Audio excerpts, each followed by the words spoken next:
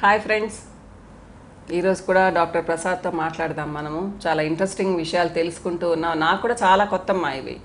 అంటే మనందరం ఏం పండితులం కాదు కదా, ఆయన ఫీల్డ్లో వాళ్ళు చాలా గొప్ప అనమాట. సో ఇంకా చాలా చాలా ఇంట్రెస్టింగ్ విషయాలు తెలుసుకుందాము.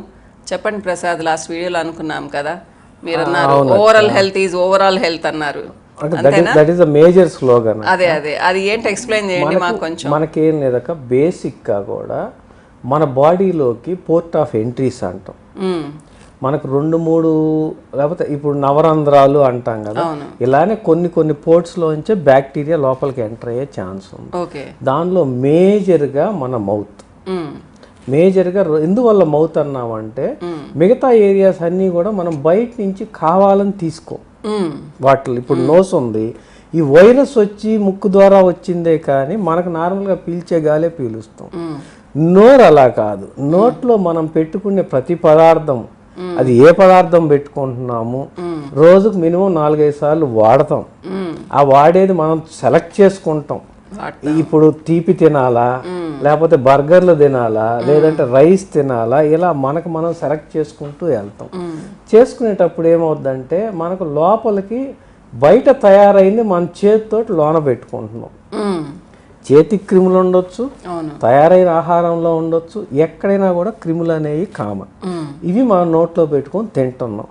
తినేటప్పుడు ఏమవుద్దంటే ఈ తిన్న ఫుడ్ ఇక్కడి నుంచే మనం ఏం చేసిన, ఈవెన్ మనం గ్యాస్ట్రిక్ ప్రాబ్లం అన్నా కూడా మనం ఫుడ్లో నుంచే వస్తుంది. ఏం చేసినా మనకు ఓరల్ మౌత్ అనేది ఇట్స్ ఎ గేట్. ఈ గేట్ కనుక మనం క్లోజ్ చేసేస్తే సగం ఆరోగ్యాలు పోతాయి. అంటే క్లోజ్ చేయలేము అక్క.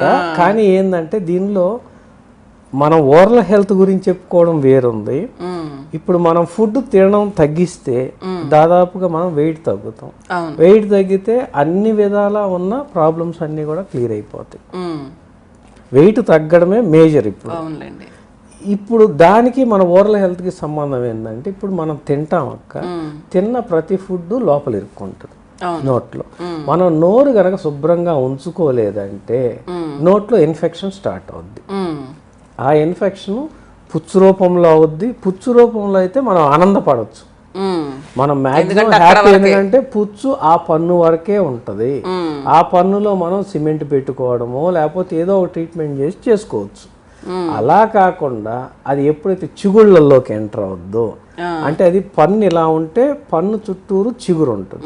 ఈ పంటికి చిగురు మధ్యలో ఇరుక్కొని చిగురులోకి గనక ఎంటర్ అయిందంటే, చిగురులోకి ఎంటర్ అవడం అంటే మన బ్లడ్ లోకి ఎంటర్ అయినట్టు. మనకు పన్ను అనేది సపరేట్ కాదు. పన్ను బాడీలో అదొక భాగం. రక్త ప్రసరణ అన్నిటితో పాటు పంటికి కూడా అదే సప్లై చేస్తుంది. పంటిలో ఉన్న ఇన్ఫెక్షన్ ఆ రక్తంలో కలిసి అలానే ఫుల్ బాడీకి కూడా స్ప్రెడ్ అవుద్ది. ఇప్పుడు మనకు పంటిలో కనుక ఇన్ఫెక్షన్ ఉందంటే, నోట్లో ఇన్ఫెక్షన్ ఉంటే గుండె ఆపరేషన్ చేయరు. అవునా ప్రసాద్? గుండె ఆపరేషన్ చేయరు. ఇది మాకు అసలు తెలియదు. యాక్చువల్గా గుండె ఆపరేషన్ చాలా మందికి తెలియదు. మా వింటున్నారా, పంటికి ఇన్ఫెక్షన్ ఉంటే హార్ట్ ఆపరేషన్ చేయరంట. హార్ట్ ఆపరేషనే కాదక, కంటి ఆపరేషన్ కూడా చేయరు. అవునా? కంటికి చేయరు, హార్ట్కి చేయరు. ఇప్పుడు హార్ట్ ఏంటంటే మనం లోపల ఉన్న బ్యాక్టీరియా డైరెక్ట్గా పోయి హార్ట్ వాల్వ్స్ ఉంటాయి. ఆ హార్ట్ వాల్వ్స్ మీద మన బ్యాక్టీరియా ల్యాండ్ అవుద్ది. ల్యాండ్ అక్కడ ఎండోకార్డైటిస్ అని ఇన్ఫెక్షన్ క్రియేట్ చేస్తుంది. అది పంటి నుంచి డైరెక్ట్ మన నోట్లో ఉన్న ఆర్గానిజమ్స్ డైరెక్ట్గా అక్కడికి పోతాయి. సో ఎప్పుడైనా మన పన్ను క్లీన్గా లేకుండా చేస్తే ఫెయిల్యూర్స్ అవుతాయి కేసెస్. కాబట్టి అది ప్రోటోకాల్. ఆపరేషన్ చేయాలంటే ముందు ఇన్ఫెక్షన్ క్లియర్ చేసుకోవాలి నోట్లో. చేశాక చేస్తేనే సక్సెస్ రేట్ ఉంటుంది. అలానే మనకు కంట్లో కూడా సేమ్. మనకు నోట్లో ఇన్ఫెక్షన్ ఉంటే ఈ నియర్ బై ఆర్గాన్స్ మొత్తం ఎక్కడున్న ఎఫెక్ట్ అవుద్ది. ఇప్పుడు మన కోరపన్ను ఉంది, కోరపన్ను నుంచి డైరెక్ట్ లైన్ బ్రెయిన్ దాకా ఉంటుంది. ఇదే కోరపన్ను దగ్గర ఇన్ఫెక్షన్ కనుక ఉందంటే ఈ ఇన్ఫెక్షన్ బ్రెయిన్కి స్ప్రెడ్ అవుద్ది. దాన్ని క్యావర్నస్ సైనస్ థ్రాంబోసిస్ అంటాం. అది ప్రాణాంతకం, ఏమైనా జరగవచ్చు. సో ఇన్ఫెక్షన్ అనేది ఉండకూడదు. చాలా మందికి ఉన్న మిత్ అంటే అపోహ ఏంటంటే ఇప్పుడు పన్ను తీసేస్తే కన్ను పోద్ది. అవును, మా చిన్నప్పుడు చెప్పేవాళ్ళు పన్ను తీసేస్తే కన్ను కంటికి. కానీ పంటికి కంటికి మధ్యలో ఇంత పెద్ద దవడ మ్యాగ్జిల్లా ఉంటుంది, అవును. సైనస్లు ఉంటాయి, ఆ పైన ఉండేది కన్ను. అంటే ఏదో నర్వ్స్ లింక్ ఉంటది అని చెప్తారు. పన్ను తీస్తే కన్ను ఏం కాదు, పన్ను తీయకుండా ఇన్ఫెక్షన్ అలానే ఉంటే ఇన్ఫెక్షన్ మొత్తం స్ప్రెడ్ అవుద్ది బాడీ అంతా, దగ్గరున్న ఆర్గానిజమ్స్ ముందు స్ప్రెడ్ అవుద్ది. సో బ్రెయిన్కి స్ప్రెడ్ అవుద్ది, కంటికి స్ప్రెడ్ అవుద్ది. అందుకని మన పన్ను తీస్తే కంటికి ఏం కాదు, ఇన్ఫెక్ట్ అయిన పన్ను ఉంచితే కంటికి ప్రాబ్లం. కంటికే కాదు అన్నిటికీ అది తెలియక జనాలకి పాప మీద అంతా కష్టపడుతుంటారు. ఇలానే మనకు నోట్లో ఉన్న జర్మ్స్ అన్నీ కూడా ఈ గ్యాస్ట్రిక్ ట్రాక్ట్లోకి వెళ్తాయి. మనం తిన్న ఫుడ్లో కానీ జర్మ్స్ అన్ని గ్యాస్ట్రిక్, దీని ద్వారా మనకు ప్రాబ్లమ్స్ అన్నీ వస్తాయి. అలానే మనకు ఈ డయాబెటిక్ పేషెంట్స్ చక్కెర ఉన్న వాళ్ళకి ఏంటంటే మనం డైరెక్ట్గా చెప్పొచ్చు, పళ్ళన్నీ కదిలిక మొదలైంది అంటే మీరు షుగర్ చెక్ చేయించుకోండి అని ఇమీడియట్గా. ఎందుకంటే ఇప్పుడు మనకు పళ్ళల్లో ఎప్పుడైతే షుగర్ వ్యాధి ఎక్కువ అవుద్దో మనకు రెసిస్టెన్స్ పవర్ తగ్గుద్ది బ్యాక్టీరియాకి. సో ఏమవుద్ది, ఈ బ్యాక్టీరియా ఎక్కువ పెరుగుద్ది పళ్ళల్లో. ఎక్కువ పెరిగిన బ్యాక్టీరియా మళ్ళీ అగైన్ లోపలికి వెళ్ళి డ్యామేజ్ ఎక్కువ చేస్తుంది. షుగరు బ్యాక్టీరియా ఒకటి ఈక్వల్. ఈ షుగర్ తగ్గితేనే మనం చూసుకోవాలి. కాబట్టి ఈ షుగర్ ఉన్న వాళ్ళు ఏంటంటే ఇప్పుడు నార్మల్ వాళ్ళు సంవత్సరంకి ఒకసారి రావాల్సి ఉంటాయి చెకప్కి, షుగర్ ఉన్న వాళ్ళు 6 నెలలకు ఒకసారి రావాలి. నార్మల్ వాళ్ళకన్నా 3 times ఎక్కువ షుగర్ ఉన్న వాళ్ళకి పళ్ళల్లో డ్యామేజ్ జరుగుతుంది, చిగుళ్ళ డ్యామేజ్. వాళ్ళకి మళ్ళీ పళ్ళు చాలా బాగుంటాయి అందరికి. అంటే ఇక్కడ ఇంకొక క్వశ్చన్, ఇప్పుడు వాళ్ళు కంట్రోల్లో ఉంటే కూడా షుగర్ చెకప్ చేయించుకుంటారు, కంట్రోల్లో ఉన్నా కూడా చెకప్ చేయించుకోవడం అనేది మేస్ట్. ఎందుకంటే నార్మల్ వాళ్ళని మేము సంవత్సరంకి ఒకసారి అడుగుతున్నాం, వీళ్ళు 6 months ఒకసారి రావడం బెటర్. ఎందుకంటే కంట్రోల్లో ఉండనివ్వండి, ఉండకపోనివ్వండి, షుగర్ అంటే ట్వైస్ చెక్ చేయించుకోవాలి ఎలా ఉంది అని. అంటే చాలా మందికి పళ్ళు చాలా బాగుంటాయి, పిప్పు ఉండదు, ఏముండదు, కానీ పళ్ళన్నీ కదిలిపోతుంటాయి. కారణం చిగుళ్ళ ఇన్ఫెక్షన్. చిగుళ్ళు అనేది మనకు నార్మల్గా పన్ను ఎముక లోపల ఉంటుంది. ఈ ఎముక అయితే ఎప్పుడైతే అరుగుద్దో పన్ను ఊగడం స్టార్ట్ అవుద్ది. అరిగిపోయిన ఎముకని మళ్ళీ వెనక్కి మనం తీసుకురాలేం. అది మేజర్ ప్రాబ్లం. ఏంటంటే మనం గ్రాఫ్టింగ్ పెట్టినా కూడా కొద్ది వరకే కానీ వెనక్కి తీసుకురాలేం. కాబట్టి ఈ డయాబెటిక్ ఉన్నోళ్ళు 100% దీనికి చూసుకోవాలి. అలానే ప్రెగ్నెన్సీ ఉన్నప్పుడు మన నోట్లో ఉన్న ఇన్ఫెక్షన్ కనుక బాబు పుట్టిన బిడ్డలకు కనుక వెళ్తే వాళ్ళు లో బర్త్ వెయిట్, అంటే పుట్టుకతోనే వెయిట్ లాస్లో పడతారు.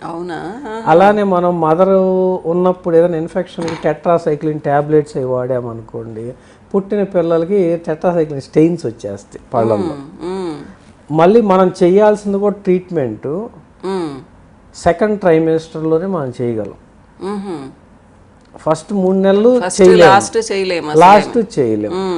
ఈ రెండోది ఏంటంటే వీళ్ళకి హార్మోనల్ చేంజెస్ మారతాయి. ఎప్పుడైతే హార్మోన్ చేంజెస్ ఈస్ట్రోజన్ ప్రొజెస్టరాన్ మారుద్దో మనకు చిగుళ్ళల్లో అంతా వాపు వస్తుంది, చిగుళ్ళన్నీ ఉబ్బిపోతాయి. అందరికి ప్రెగ్నెంట్ ఉమెన్స్ ప్రతి ఒక్కరికి కూడా, ప్రెగ్నెంట్ మదర్స్ అందరూ కూడా ఈ మిడ్ టర్మ్ లో వచ్చి ఒకసారి క్లీనింగ్ చేయించుకోవాల్సి ఉంది.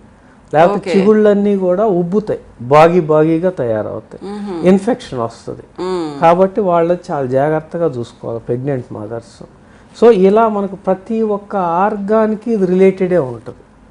కాబట్టి పంటి ఇన్ఫెక్షన్ ఉన్నప్పుడు ప్రెగ్నెన్సీ వాళ్ళు అయితేనేమి, కార్డియాక్ వాళ్ళు అయితేనేమి, any lung transplantation, any transplantation కూడా నోట్లో ఇన్ఫెక్షన్ ఉంటే నోటి ద్వారా ఇన్ఫెక్షన్స్ క్యారీ అవుతాయి. నోట్లో ఇన్ఫెక్షన్ ఫుల్ బాడీకి వెళ్ళడం, అవన్నీ ఫెయిల్యూర్ అవ్వడం. కాబట్టి oral health is overall health అని ఎందుకు అన్నామంటే నోరు శుభ్రంగా ఉంటే మనకు లోపలికి బాడీలోకి ఎంట్రీ అయ్యే పోర్ట్, మేజర్ పోర్ట్, ఏ పోర్ట్లోంచి అయితే ఆర్గాన్స్ ఎంటర్ అవుతున్నాయో ఆ పోర్ట్ క్లోజ్ అయిపోతుంది. క్లోజ్ అయినప్పుడు మిగతా రిమైనింగ్ బాడీ అంతా కూడా మనకు స్టేబుల్గా ఉంటుంది. అవునులేండి, ఇది కూడా కొత్త విషయం ప్రసాద్. ఇది చాలా ఇంపార్టెంట్. మనం అన్నం తింటున్నామని అనుకుంటున్నాం కానీ అసలు నోటి వల్ల మనకు నోట్లో ఇన్ఫెక్షన్స్ వల్ల బాడీలో అన్నిటికీ ప్రాబ్లమ్స్ అనే విషయం నిజంగానే తెలియదు. అసలు చేయరు, మీకు గుండె ఆపరేషన్ చేయరు, కన్ను ఆపరేషన్ చేయరు. వాళ్ళ ముందర ఇన్ఫెక్షన్ ఉండగానే క్లీన్ చేసుకొని రండి అని చెప్తారు, క్లియర్గా చెప్పేస్తారు. అవునులేండి, అంతే కదా మరి. ఇంత ప్రాబ్లం అన్నప్పుడు ఈవెన్ మనకు ఇంటర్ చదివే పిల్లలకు కానీ అమ్మాయిలకి అయితే వాళ్ళకి కూడా ఈస్ట్రోజన్ ప్రొజెస్టరాన్ హార్మోన్ చేంజెస్ వల్ల ఈ చిగుళ్ళ మీద ఎఫెక్ట్ చాలా ఎక్కువ ఉంటుంది. అలానే మనం వాడే ట్యాబ్లెట్స్ కూడా ఉంటాయి. ఇప్పుడు మనకు ఫిట్స్కి వాటికి వాడే ట్యాబ్లెట్స్ ఉంటాయి. వాటన్నిటి వల్ల కూడా చిగుళ్ళు ఉబ్బిపోతాయి. చిగుళ్ళు ఉబ్బి ఇన్ఫెక్షన్ క్యారీ అవుద్ది. మళ్ళీ ఎప్పుడైతే చిగుళ్ళు ఉబ్బడం అంటే ఇన్ఫెక్షన్ ఏం లేదు. అవునులేండి. ఇది అప్పుడు మేము చిన్నప్పుడు విటమిన్ సి తీసుకుంటే పోతుంది, విటమిన్ సి హీలింగ్ కి గుడ్. అదే అదే. కానీ మనం ఎప్పుడు కూడా చాలా మంది అడుగుతారు, నాకు ఈ ప్రాబ్లం ఉంది ట్యాబ్లెట్స్ రాసిరా అని.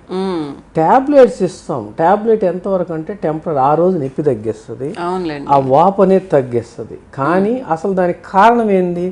లోపల పట్టిన గార అనేది ఏంటంటే మనకు ప్రతి ఆర్గానిజంకి అదొక ఇల్లు లాగా.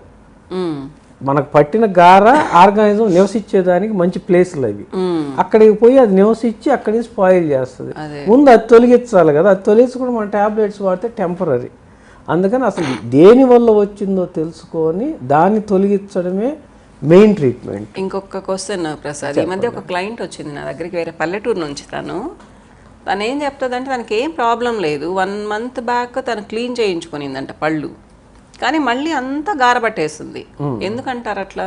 ఏం లేదక్క, కొద్దిమందికి ఏమవుద్దంటే ఓరల్ ఫ్లోరా అని ఉంటుంది ఒకటి. ఓరల్ ఫ్లోరా అంటే మన లోపల ఎప్పుడు మనకు మంచి క్రిములు చెడు క్రిములు అని ఉంటాయి. మంచి క్రిములు మనకు మ్యాండేటరీ. అందుకని మేము ఎక్కువ కూడా మౌత్ వాష్ ఒక 15 రోజుల కన్నా ఎక్కువ వాడొద్దు అంటాం. ఎందుకంటే మనం మంచి క్రిములు కూడా చచ్చిపోతాయి, అవి చచ్చిపోకూడదు. ఇప్పుడు వీళ్ళకి ఏమవుద్దంటే కొన్ని ఈ క్రోమోఫిల్ ఆర్గానిజమ్స్ ఎక్కువ ఉంటాయి వాళ్ళ బాడీలో. ఉన్నప్పుడు ఏమవుద్దంటే వాళ్ళకి అలా గార కలర్, వాళ్ళు ఏముండదు అక్క, 2-3 నెలలకు ఒక్కసారి వచ్చి క్లీన్ చేయించుకొని వెళ్ళడమే. అంతకన్నా చేసేది ఏం లేదు. దానివల్ల వాళ్ళకి ఇబ్బంది ఏముండదు. అది ఓన్లీ స్టెయినే ఉంటుంది. అంటే తనకి జస్ట్ 23-24 years. అదేనాక జస్ట్ స్టెయినే ఉంటుంది. అది ప్లాక్ క్యాలిక్యులస్ ఉండదు, అది జస్ట్ స్టెయిన్ ఉంటుంది. ఎందుకంటే ప్లాక్ క్యాలిక్యులస్ అవ్వాలంటే మినిమం మనకు 4 నుంచి 5 నెలలు మినిమం పడుతుంది. ఇదేంటంటే ఇది కలర్ చేంజింగ్ బ్యాక్టీరియా వల్ల కలర్ మారుద్ది అంతే. సో మనకు స్పష్టంగా తెలుస్తుంది. మనం క్లీన్ చేసేసుకోవడం, వేరే క్లీన్ చేసుకున్నాక ఎలా ఉంటుందని చూసుకోవడం ఒకటి.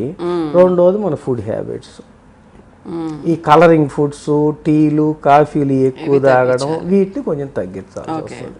అవునులేండి ప్రసాద్, చాలా ఇంట్రెస్టింగ్ ఉంది ప్రసాద్. ఇంకా చాలా విషయాలు మాట్లాడుకోవాలి, ఇంకో వీడియోలో మాట్లాడుకుందాం.